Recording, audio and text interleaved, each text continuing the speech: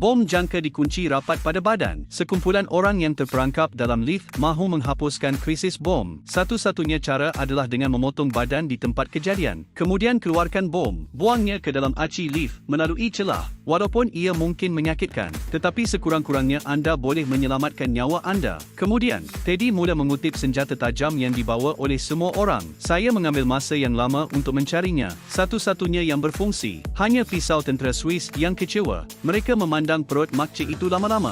Tak tahu macam mana nak mula. Teddy mengambil keberanian. Tutup mata anda dan angkat pisau. Tetapi selepas melambainya beberapa kali, saya tidak dapat melepaskannya. Bos memanggilnya membazir. Kemudian saya mengambil pisau dan melakukannya sendiri. Oh, bagaimana keadaan saya semasa di sekolah menengah? Adegan berdarah itu menakutkan wanita hamil itu untuk menggugurkan kandungan di tempat kejadian. Dan bos berkata dengan penuh keseronokan, seseorang mengeluarkan keberanian. Saya tidak nampak apa yang saya lakukan. Tak pasal-pasal bos boleh jadi kapitalis, mampu bergaul dengan masyarakat tinggi. Apa yang ada pada sesetengah orang adalah kezaliman yang berbeza dengan orang biasa. Bos cuma potong badan dengan jayanya. Pasukan penyelamat bergegas menghampiri pada saat berikutnya. Anda tidak tahu bagaimana untuk mendapatkan. Didorong oleh keinginan untuk terus hidup, masing-masing berkehendak. Anggota bomba boleh menyelamatkan diri terlebih dahulu, tetapi bomba tetap memilih yang paling muda. Tetapi gadis kecil yang paling dibenci. Orang ramai yang akhirnya diselamatkan duduk di tingkat bawah untuk berehat di syarikat itu. Mereka takut mati.